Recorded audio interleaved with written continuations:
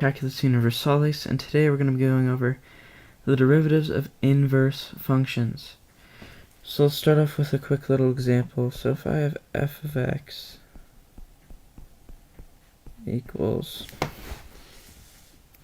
x to the third plus 5, what is my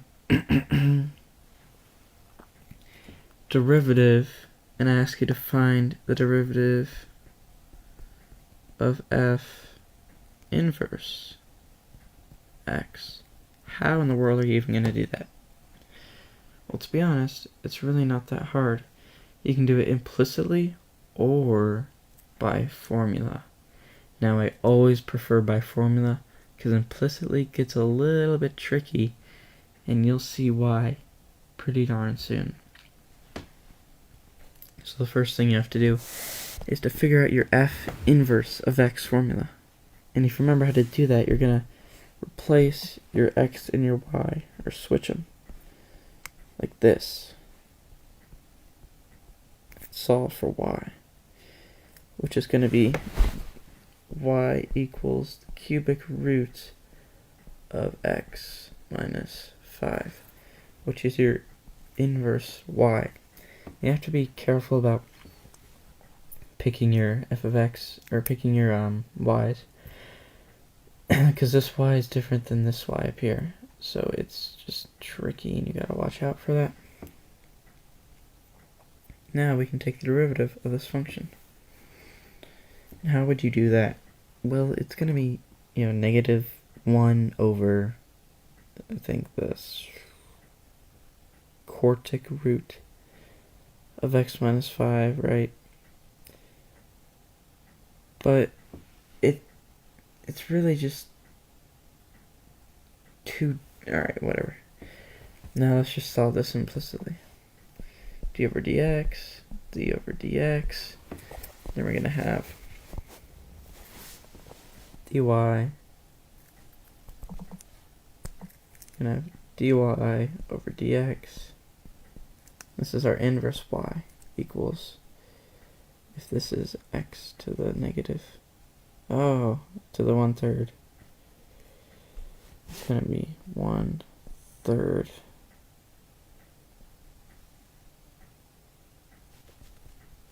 x to the negative 2/3.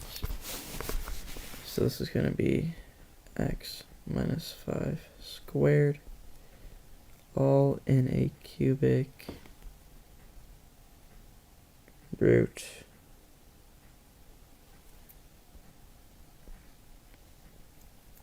underneath there. And that is our answer for this. So really all you have to do is find your f negative 1 of x and then derive it. However, there's a little bit easier way, and it's gonna get a lot more complicated. So you're gonna want to memorize this formula.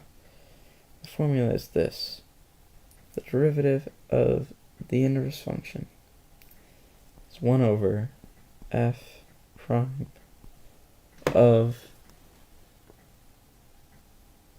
the inverse.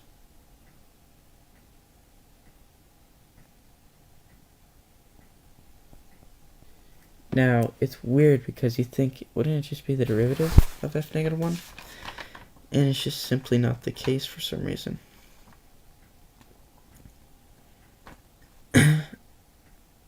So we can pick a new problem.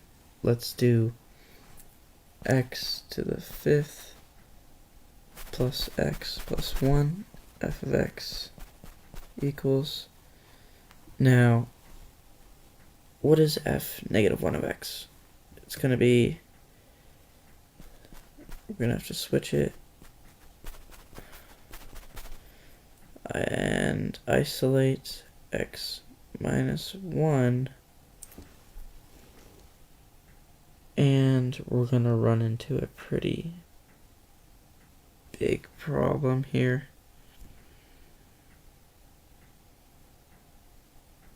Because it's just too much to find the, to really isolate the y. So what we're going to have to do is just, right off the bat, derive it implicitly, because this is our inverse already. It's just not simplified to where the y is isolated. So let's just do implicit. We're going to get 1 equals 3y cubed dy dx plus 1, which is just going to be plus dy dx, plus 0, factor out the dy dx. Go down here.